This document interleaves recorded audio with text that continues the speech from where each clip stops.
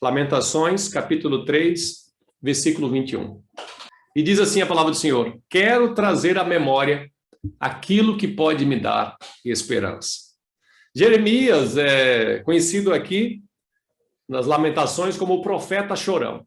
Mas há algo que a gente não pode deixar de falar de Jeremias, é que Jeremias era um homem completamente voltado para o Senhor, um profeta que deixou ser usado por Deus e um homem de Deus que ele estava encharcado, cheio de esperança. E é bom a gente pensar a situação que Jeremias estava ali, que não era uma situação fácil. Lembra que eu falei que Israel, a semana passada, eu falei que Israel teve o seu reino dividido, norte e sul, e agora Jeremias ele está sendo levantado por Deus como profeta para o reino do sul, capital Jerusalém, que teve a maioria dos seus reis que buscaram ao Senhor, mas teve outros que não se dedicavam ao Senhor, não buscaram o Senhor e seguiram outros deuses, adoraram outros deuses e se esqueceram do nosso Deus, o Senhor. E nessa época aqui era o rei Jeoaquim. O rei Jeoaquim ele se desviou dos caminhos do Senhor, deixou Deus, a nação também deixou Deus. Para piorar a situação, os sacerdotes, que eram aqueles que ministravam a Deus no templo, os sacerdotes também eles se tornaram idólatras, adúlteros. Eles se desviaram dos caminhos do Senhor. Então, se a gente for analisar aqui esse período que Deus levantou o profeta Jeremias para profetizar a nação de Judá ali em Jerusalém, era um período politicamente complicado, terrível, porque as lideranças políticas elas não queriam saber de Deus e eram idólatras. O povo moralmente também estavam decaídos e aqueles que deveriam sustentar a vida espiritual do povo também estavam em desordem, estavam rebeldes ao Senhor, idólatras, e deixaram os caminhos do Senhor. Então, nós temos aqui uma situação moral, espiritual, religiosa e política completamente desajustados. A nação está um caos. O profeta Jeremias é levantado nesta época, nesse tempo, para falar para o povo, voltar para o Senhor. E a pregação de Jeremias é essa: se arrependam, volte para Deus, porque senão Deus vai permitir uma invasão da Babilônia e vocês serão levados como escravos para a Babilônia. O povo não deram ouvido, pelo contrário, o próprio rei Joaquim, com outras lideranças, acharam que Jeremias era um mau profeta, um profeta que só profetizava desgraça. E então, o que é que eles fizeram? Eles levantaram falsos profetas para profetizar coisas boas para Judá, porque Judá era o povo de Deus. Então, como assim Deus faria tal coisa? Deus só traria vitória para o seu povo. Então, esses falsos profetas, eles são levantados para poder bajular o rei e falar coisas boas para o rei. Mas, ao mesmo tempo, Jeremias se levanta e fala assim: olha, vocês vão se arrepender por isso. E aí continuava profetizando, dizendo para o povo: se arrependam e volte-se para Deus, porque senão Deus vai fazer com que vocês sofram essas consequências. Mas o povo não deu ouvido a Jeremias, pelo contrário, jogaram ele em uma cisterna úmida, deixou ele sofrer ali, colocou ele numa prisão e deixou ele ali realmente numa situação bem complicada. Mas Jeremias ainda continuou firme, pregando a palavra do Senhor e dizendo para o povo se arrepender. O interessante é que, mesmo debaixo de tudo isso, de toda essa opressão, de toda essa perseguição e de todo esse caos que Judá está vivendo, Jeremias ainda chega no versículo 21 do capítulo 3 e diz: olha, quero trazer a lembrança, quero trazer a memória, né? Aquilo que pode me dar esperança. Mas por que Jeremias não perdeu a esperança? É isso que eu gostaria de compartilhar com vocês nessa manhã. O que levou Jeremias, a confiar no Senhor? O capítulo 17, versículos 7 e 13, Jeremias não desiste da esperança. E ele lembra ao povo: bendito o homem que confia no Senhor e cuja esperança é o Senhor. Jeremias, ele tinha a sua esperança em Deus. Jeremias era um profeta que não perdeu a esperança a despeito de qualquer situação adversa que ele e que a nação de Judá estava passando. Mas o que sustentava Jeremias? Por que ele tinha tanta esperança? Em primeiro lugar, irmãos, Jeremias, ele nos ensina aqui nesse livro de Lamentações que nós podemos ter esperança, porque nós podemos confiar nas misericórdias do Senhor. Amém? As misericórdias do Senhor é a causa dessa esperança do profeta Jeremias. Olha o que o versículo 22 diz. O versículo 22 vai dizer assim, do capítulo 3, versículo 22. As misericórdias do Senhor são a causa de não sermos consumidos, porque as suas misericórdias não têm fim. Aleluia! Que texto maravilhoso. A esperança de Jeremias aqui, que ele ainda mantinha com essa esperança, porque ele sabia que as misericórdias do Senhor, elas não têm fim. E como diz o salmista, a misericórdia do Senhor, elas se renovam a cada manhã. As misericórdias do Senhor são a causa de não sermos consumidos. Meu irmão, minha irmã, se não fosse as misericórdias do Senhor, nós há muito tempo já teríamos sido destruídos. Se não fosse as misericórdias do Senhor, nós nem estaríamos aqui. E eu quero dizer para vocês que eu não estaria aqui, eu não seria pastor, eu não estaria mais aqui nesse mundo. Por quê? Porque são as misericórdias do Senhor. Eu não tenho nada em mim mesmo, você não tem nada em você mesmo que possa agradar a Deus, a não ser as misericórdias do Senhor. E graças a Deus, porque essas misericórdias, elas se renovam a cada manhã, elas se renovam a cada dia, ou seja, nunca vai ter fim as misericórdias do Senhor. E nós podemos glorificar a Deus e podemos encher o nosso coração de esperança. Esperança em saber que as misericórdias do Senhor, elas se renovam a cada manhã, a cada dia. Jeremias sabia disso. É isso que dava essa esperança ao profeta Jeremias, né? Ele sabia que a nação estava distante de Deus. Ele sabia até que a nação ali de Judá seria levada para o cativeiro, mas esse cativeiro teria um tempo, que seria 70 anos. Por quê? Porque Deus, ele teria misericórdia do seu povo. E quando a gente olha para a palavra de Deus, mesmo Deus permitindo algumas coisas, a gente vê a misericórdia do Senhor. Deus tendo misericórdia do povo. Deus tendo misericórdia do povo no Egito. Deus tendo misericórdia do povo aqui no cativeiro babilônico. Deus tendo misericórdia da minha e da sua vida. Então, a primeira verdade que a gente percebe aqui, a primeira lição que a gente tira, por que Jeremias ele tinha esperança, é porque ele sabia das misericórdias do Senhor. Meu irmão, as misericórdias do Senhor, elas não têm fim, e elas se renovam, já se renovaram hoje, para mim e para você, amém? As misericórdias do Senhor são a causa de nós não sermos consumidos, é por isso que o profeta Jeremias, ele tinha essa esperança, ele tinha essa esperança de que Deus teria misericórdia desse povo, e esse povo voltaria para o Senhor, e esse povo teria um despertar espiritual. É essa a nossa esperança. É essa a nossa esperança quanto a nós, igreja em movimento, quanto à igreja do Senhor no Brasil, é que Deus tenha misericórdia de nós e que haja um despertar espiritual, e que haja um despertamento, um avivamento, que Deus tenha misericórdia do Brasil, que Deus tenha misericórdia do mundo, para que tenhamos um despertar de Deus na nossa vida. A esperança do Senhor, assim também nos ensina o salmista, né, no capítulo 71 dos Salmos, versículo 5, ele diz assim: pois tu és a minha esperança, Senhor Deus. Amém? Você pode falar isso para o Senhor nessa manhã? Porque o Senhor é a minha esperança. Quem tem sido a tua esperança, meu irmão? Os políticos? A própria vacina? Ou, quem sabe, você perdeu a esperança e não tem esperança mais em nada?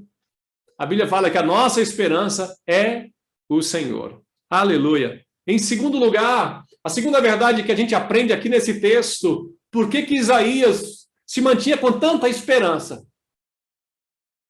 É que ele sabia da fidelidade de Deus. Olha o versículo 23, acompanhe comigo aí.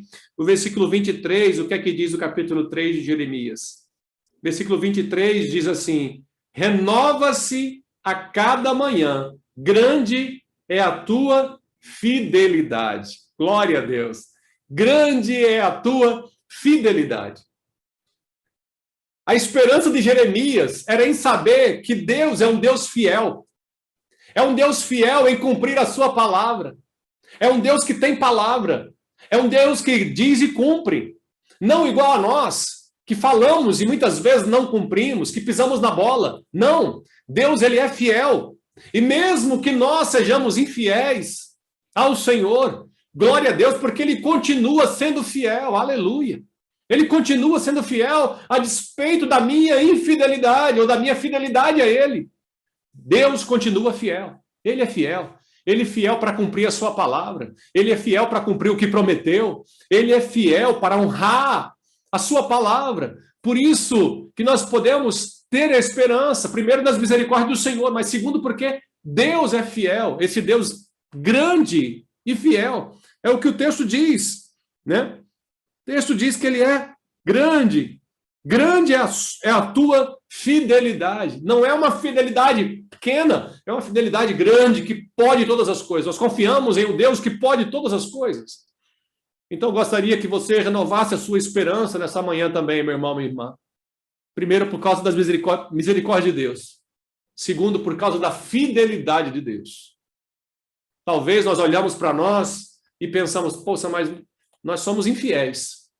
Mas nós olhamos para Deus e vemos um Deus fiel, um Deus que cumpre a sua palavra, um Deus que faz, que age por causa da sua fidelidade.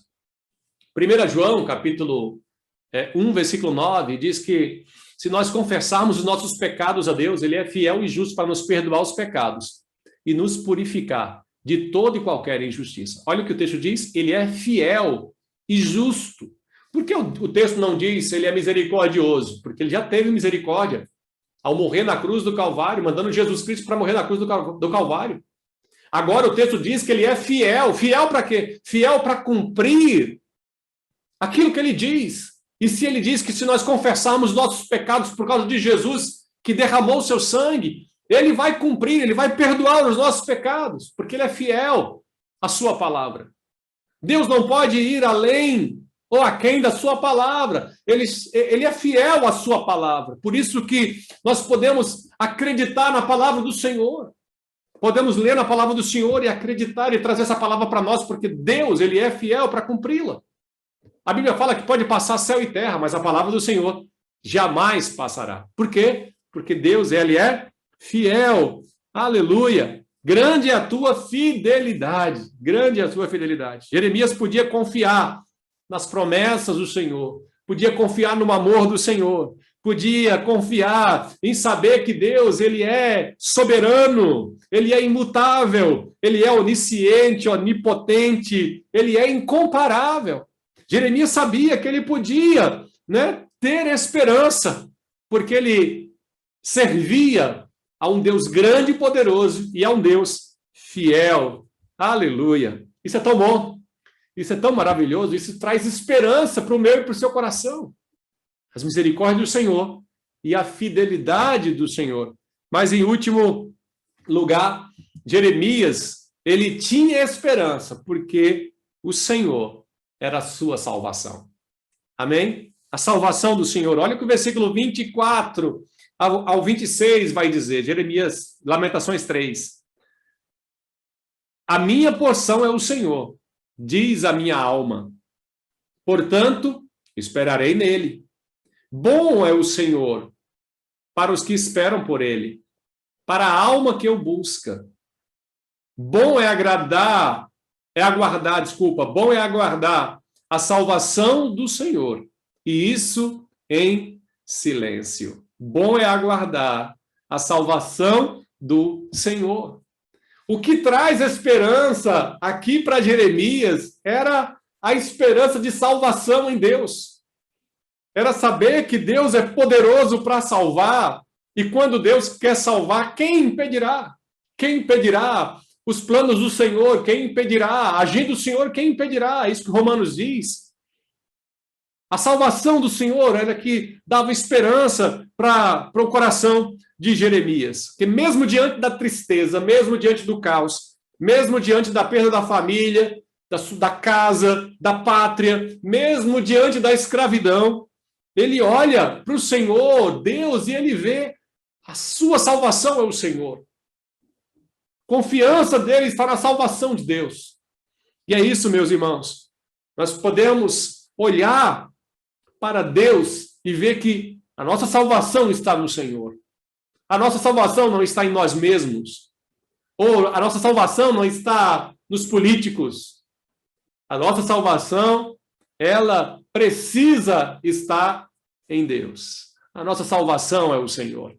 De onde me virá o socorro? O meu socorro vem do Senhor, que fez os céus e a terra. Então, meus irmãos, minhas irmãs, sim, nós vivemos um período difícil. Talvez não igual ao tempo aqui de Jeremias, que Judá estava passando, mas hoje nós vivemos tempos complicados também. O próprio pastor Ivanilson, na terça-feira, ele dizia que nós aqui não sofremos uma guerra, muitas vezes uma perseguição física, mas uma perseguição ideológica. Nós temos enfrentado momentos complicados e difíceis, até mesmo sendo bombardeados com toda essa mídia da ideologia, né, de gênero, da questão da distorção da família como projeto de Deus. Então nós temos sido bombardeados com tudo isso, com propagandas, com mídia, tudo isso tem vindo, e tem vindo como perseguição, sim, para a igreja. E é hora da igreja se levantar e dizer assim, olha, a minha salvação é o Senhor. Porque a Bíblia diz que viriam dias difíceis. O próprio texto de 2 Timóteo, capítulo 3, versículo 1, o apóstolo Paulo vai falar, meus irmãos, vivemos num período da história difícil, como nos diz o apóstolo Paulo, nos últimos dias sobrevirão tempos difíceis. Sobrevirão tempos difíceis. E nesses tempos difíceis, nós devemos levantar os nossos olhos para o Senhor e dizer, Senhor, a nossa salvação é o Senhor. A minha salvação é o Senhor. O Senhor é o Deus poderoso e tremendo que pode nos salvar. Deus nos colocou aqui na terra, colocou homens e mulheres, sabe? Para que sejamos cheios de esperança. Sabe o problema que eu tenho visto, meus irmãos e irmãs? É que a gente tira o foco de Deus. E a gente começa a colocar os nossos olhos e o nosso foco nas coisas deste mundo, na situação que estamos passando, nas dificuldades que estamos enfrentando, na pandemia, no desemprego, e tudo isso que tem acontecido são crises. Claro que são. Nós estamos passando por uma crise física, nós estamos passando por uma crise econômica, e também podemos dizer que estamos passando por uma crise moral e espiritual. Então, não estamos diferentes aqui de Israel. Porque mesmo que tenhamos aí quase 50 milhões de evangélicos, na verdade, nós temos um inchaço, porque as pessoas não estão, muitas vezes, se curvando diante de Deus e seguindo verdadeiramente a Deus. Há um crescimento numérico, mas não um crescimento com qualidade. Então, nós temos uma crise, sim, espiritual, uma crise moral, política e econômica, mas mesmo assim, eu quero te convidar hoje a colocar o Senhor como sua esperança, Jesus como tua esperança, porque a nossa salvação, ela vem do Senhor. Claro, Deus abençoou o povo depois, Deus fez o povo prosperar, crescer, mas o que Jeremias trouxe aqui como esperança para ele era, o Senhor é a minha esperança. O que me traz e que me faz ter a esperança, até mesmo de pós-cativeiro e de reconstrução de tudo isso, é que Deus, por causa das suas misericórdias, porque Ele é fiel, grande é a sua fidelidade, por causa da sua salvação, ele vai transformar esse povo, e esse povo vai voltar a ter uma vida com Deus. Os sacerdotes, a liderança, esse povo vai se arrepender, como de fato isso aconteceu. E a esperança de Jeremias era essa: quero trazer à memória aquilo que pode me dar esperança. Eu gostaria de encerrar, então, pensando com você sobre isso. Como está a sua esperança? Em quem você tem colocado a sua esperança? Você tem colocado a sua esperança no seu trabalho? No seu emprego? Você tem colocado a sua esperança nas coisas deste mundo? O problema é quando você coloca as coisas, a sua esperança nas coisas deste mundo, quando elas se vão, você se vê sem esperança. Porque aquilo que te apoiava, a esperança que você apoiava, ela se foi. E aí as pessoas se veem sem esperança, porque colocou a sua esperança em algo que é falível, que passa. Mas nós somos convidados hoje a colocarmos a nossa esperança no Deus imutável, que não muda, no Deus que é misericordioso, que se renova cada dia as suas misericórdias, no Deus que é fiel para cumprir a sua palavra, aleluia, e as suas promessas, no Deus que pode nos salvar e quer nos salvar. Por isso mandou Jesus Cristo. Deus prova o seu próprio amor para conosco pelo fato de ter dado Cristo Jesus para morrer por nós, sendo nós ainda pecadores. Porque Deus amou o mundo de tal maneira que deu o seu Filho unigênito para todo aquele que nele crê não pereça, mas tenha a vida eterna. A nossa salvação é o Senhor Jesus. Então, gostaria de deixar essa palavra para você. Maior que as crises, maior que os problemas e as dificuldades, é a esperança. É saber que a nossa esperança, ela vem do nosso Deus. Amém, meus irmãos e minhas irmãs? Creia nisso, em nome de Jesus Cristo. Coloque a sua esperança no Senhor. Coloque a sua esperança em Deus, porque Ele é misericordioso, Ele é fiel e Ele pode nos salvar. Que Deus nos abençoe nesse momento. Vamos orar?